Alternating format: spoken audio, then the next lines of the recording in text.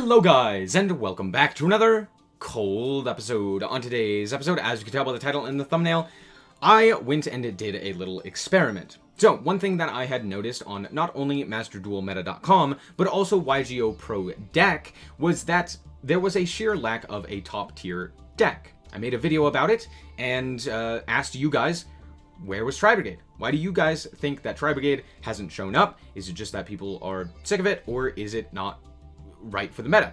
I had a lot of people say the meta right now doesn't fit Tri-Brigade. Tri-Brigade's pretty weak. You can interrupt it pretty easily, yada yada. I also had a lot of people say that most people were just bored of it. So I figured, hey, let's put these hypotheses to work and let's figure out what it is. So I decided to take all three of the standard Tri-Brigade lists with Zoodiac Tri-Brigade, Tri-Brigade DPE, and Lyralisk Tri-Brigade, and determine whether or not it was that people were just sick of playing the deck, or if it was actually something to do with the meta, and like the meta just wasn't good for Tri-Brigade. So, I have three lists here for you. Well, I actually ended on this one with the DPE Tri-Brigade. These lists, I will say, aren't perfect. They were a little bit more experimental as well, such as running Duel and Lockbird. I think it's a very good card, so that's why we were playing it. So yeah, not exactly perfect in any way. I'm still missing cards like, you know, maybe a third Crossout or Ghost Bell or the like. So do keep that in mind. Also, I'm not perfect at these decks, so I think if you were to play the decks better than me, you'd probably see a higher success rate, obviously. But I did record all of my standings and the win rates and all of that, and we'll get into that in a second. The next deck that we played was Tri-Brigade Lyralisk. This was the list, pretty standard for the list. I think the extra deck is a little bit less standard because I do like to play the Bearbrum as well as double Shureg, whereas most people like to play more Xyz. All in all, it's personal preference, but yeah, there's that. And then for the last one, we had the Zoodiacs. And we've seen a lot of Zoodiac with DPE and Adventure, but not so much Tri-Brigade Zoodiac. So, yeah, I decided to try this out. Is Tri-Brigade Zoodiac still good? And seeing as how Tri-Brigade Zoodiac didn't really get too nerfed in the ban list, and it was the top deck prior to... I mean, even after Sword Soul came out, it was still probably the best deck for tournaments and stuff like that. I was wondering if this deck was still the best. So going into this, my hypothesis was Zoodiac Tri-Brigade, still the best deck. This one would probably be the best. Sorry. Followed by Tri-Brigade Lyralisk, and then the Tri-Brigade Pure.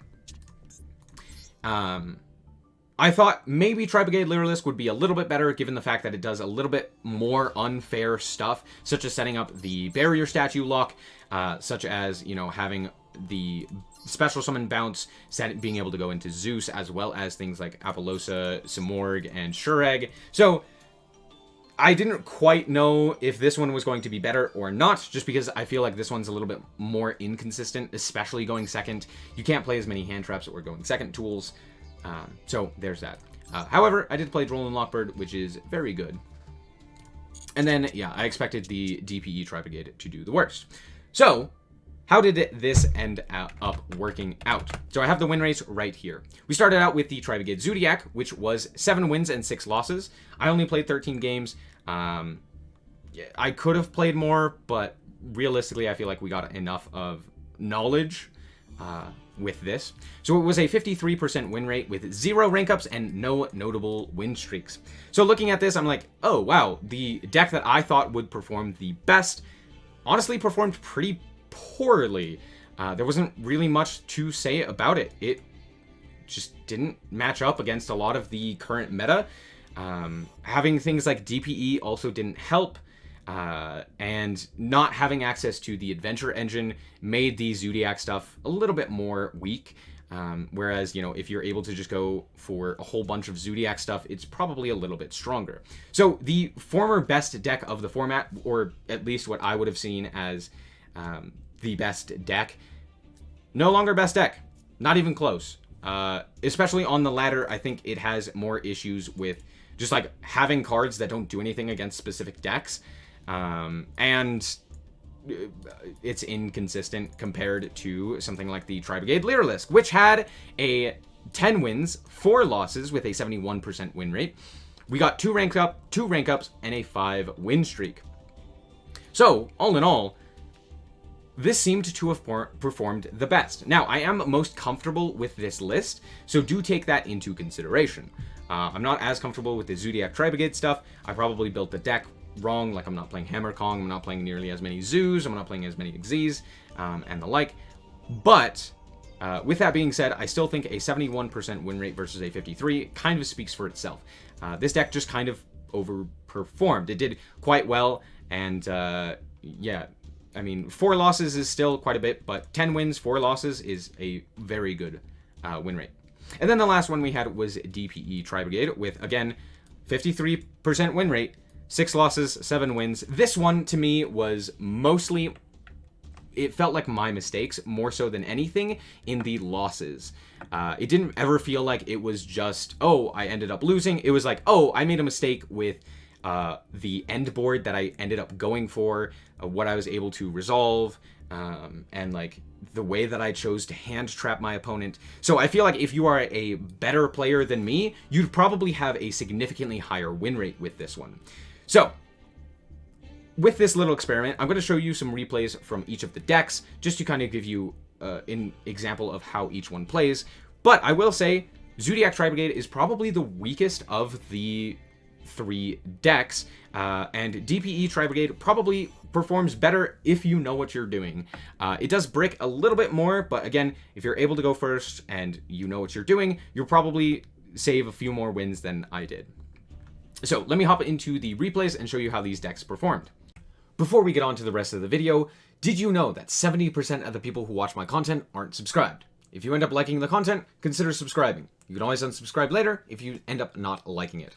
Anyway, let's get on to the rest of the video. Alright, so here we are going second against my opponent with the Zoodiac Tri-Brigade deck. So my opponent's going to set 3 and pass, and we did draw the Feather Duster, which should be a blowout, right? But I'm going to go for the Feather Duster here. They're going to go for a Secret Blast, just to deal a bit more damage. And at this point I realize, oh, they are on burn. Happy day. And we actually hit some pretty good cards. We hit Magic Cylinder and a Witch's Strike. Witch's Strike isn't going to do anything, but, you know, there it is. Yeah, we're going to go for Kairos, pitch Nerval. Nerval add the Fractal here. Fractal effect is going to send the Kit. Kit is then going to send another card, which will be the Nerval. Then we're going to go for the Kairos. We're going to banish 2, and we are going to special summon out the Fedigi. Fedigi is going to go for the Kataroost, and then we will link in it to Rugal. Then we're going to, well, shuffle away the Dasher that we had in hand, and we end up drawing a Duel and Lock. Then I'm going to go for the Tiger Mordar here, and we're going to just deal as much damage as we can. Then we're going to go Borbo, and Chakanine, and Zeus. And then I also decide, hey, let's go DPE Zeus, because it's just kind of the best for us, because Zeus allows us to wipe the field, and, you know, DP can just, like, pop itself to get off of the field. So there's that. So yeah, we end on a DPE Zeus, which is pretty good. And I'm actually going to pop my Verte because I'm not entirely certain that they're not playing something like a super polymerization. So yeah, there's that. But yeah, back comes the DPE. And of course, they have Lava Golem. What else can I say? Down comes the Pankratops as well, because they are just absolutely insane, and they have everything. Good to know. I draw a Called By, so I'm just going to set 2 and then activate the Celestial Engrave. Now, I banished Dasher. Realistically, should I have banished Dasher? No, I should have instead banished the DPE, because it's not going to come back, and Dasher can still special summon a monster. They're going to, in the end phase, activate their Pankratops in order to deal with the back row, and then normal summon a Time Lord! Yeah, that's right, we're playing Time Lord Burn, baby. Let's go. We drew 2 hand traps, which really sucks, but we draw Revolt for turn. So I'm going to set the Duel and Lock just to keep our life points topped off and set the Revolt. We're going to let their card shuffle itself back, and then we're going to Revolt in the end phase, and this should basically be game. unless this is something like a torrential. And yep, out comes the Sure Egg. So Sure Egg's going to banish. We're going to search. We're going to send. Search the Fractal just because it's the biggest guy. And Dimension Wall. Fantastic. So I'm just going to normal summon the Fractal, and that is game. Cool. Good game. Alright, and here we are with Lyralisk Tri-Brigade. And yeah, we drew a pretty good hand. However, we are going second. But down comes the Water Enchantress to add the Rite of Aramesir. And this is why I really like Droll. A lot of decks are searching. More specifically, Flunder. But a lot of decks are searching. You could drop the Droll. Turns off the turn for a lot of decks. They're going to end on a significantly weaker board, and then you can play through that pretty easily. So yeah, with the Karos, Nerval, and Bird Call, we're pretty good. And Drawing Kit here is even better.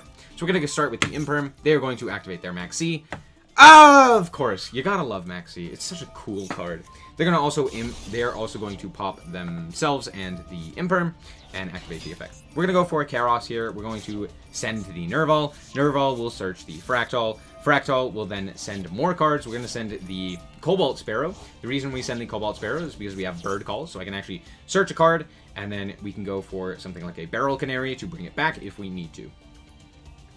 So we're going to go for the Simorg, the Bird of Sovereignty. We're going to search out the Barrel Canary, and then we are going to go to battle, because I don't think I can kill them without being, like, interrupted. But with the Barrier Statue, I feel fairly comfortable that, at the very least, I'm not going to die. Also, it prevents them from going into DPE. So, there's that. They're going to Droplets away their field to go for the Simorg and the Barrier Statue. So, feels bad. They also could have done this in the draw phase and dealt with this, and then they could have brought back their DPE, but they chose not to, so there's that. But yeah, they're going to go for the Phantom Knight stuff and the Adventure stuff. Kind of hurts, but not a lot I can do about this. Out comes the Dracoback. They're going to special summon out the Wandering Griffin Rider. And here they make a really weird choice with the Dracoback. They're going to bounce the Barrier Statue. I don't know why this is the case, because like I could just normal the Barrier Statue again if need be. They could have bounced this, but I guess they didn't want me to have it back, I guess. I really don't know what they were thinking here. But down comes the IP Masquerena. They're going to grab up the Fogblade, and they are going to proceed to battle. There's that. Yep. They're going to set the Fogblade and pass the turn. So we just have to contest basically an Omni Negate and a Unicorn. That's it. Just Omni Negate, Unicorn. That's all we got to deal with.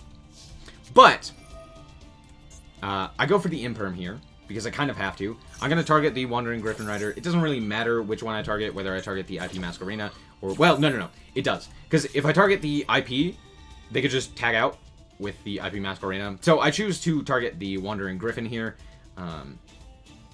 just so that, at the very least, you know, we interrupt them. We deal with the Omni Negate.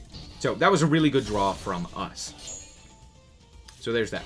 I'm going to normal the Nerval. Nerval effect will activate. We're going to banish 2, and down comes the Fogblade. This is what I wanted. That's why I only went for 2, because now we can go Cobalt Sparrow. Now, I know they're most likely going to go for Unicorn, which means they're going to pitch a card to target our monster and spin it back into the deck.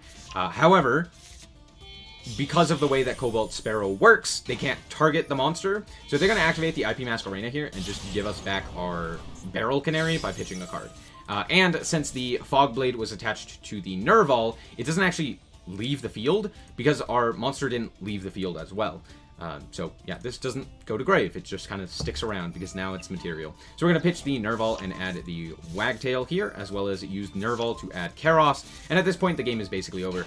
We can go Sapphire Swallow for the Wagtail, and we can go for another Recital Starling. And yeah, I mean, they have one card in hand. We can easily OTK. I search the Turquoise Warbler. We're going to go for the Utopic Future. Down comes Nibiru. That's fine. We still have Karos as well. So we're going to go for the Bird Call, which then can bring out the Turquoise. Turquoise can bring out the Sapphire. Then we can go for the Assembled. And then the Assembled is going to...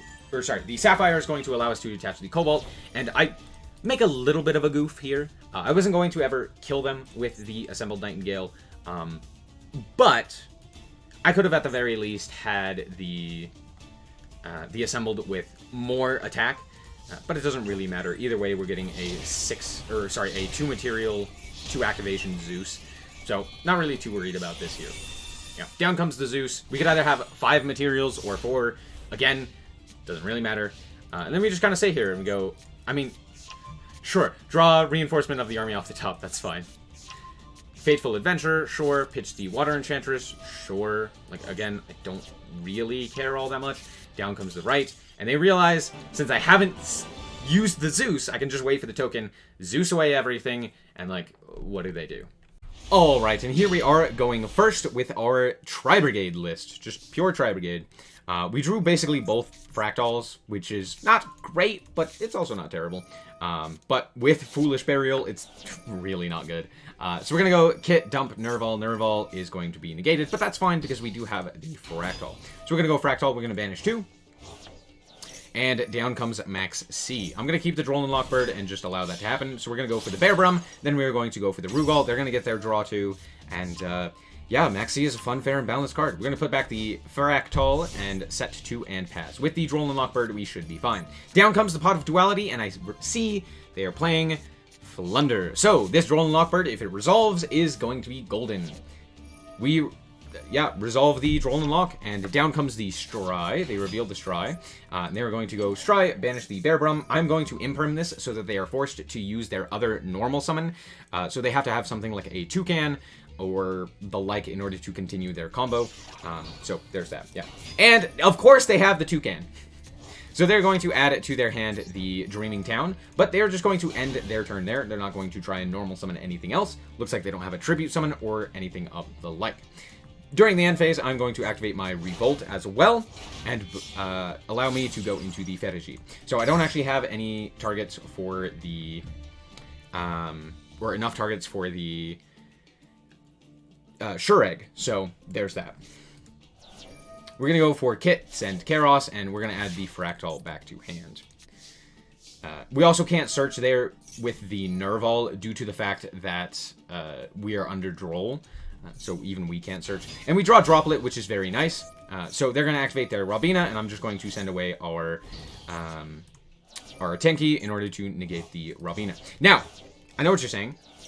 You could have just made access code there, and then they can't respond. However, if they have their toggle on, or if they're just competent players and see the access code drop onto the field and then turn their toggle on, they could still respond to the normal summon, or to the summon of the access code, and then activate their Dreaming Town and still get the combo off. So going access code doesn't do anything for us there.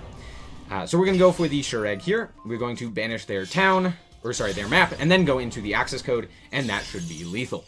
Good game. So, all in all, it looks like with my experiment, yes, the deck has gotten weaker due to this meta. That's not too surprising, but more specifically, it isn't about the power level of the deck, but more so the fact that just people wanted to play a different deck, and that's totally fine. I understand that completely. I have stopped playing some other decks in the past, like for example, Dark Lords or Ritual Beasts or what have you. I'll come back to them, sure, if I want to just play the deck, but yeah, it makes sense as to why not as many people have been playing this deck. So, all in all, I hope that you guys did indeed enjoy. If you did, a like is very much so appreciated, and if you want to check out more content like this, as well as more Yu-Gi-Oh!, then just be sure to subscribe. Anyway, thank you guys so much for watching, and remember to always stay frosty. Bye-bye.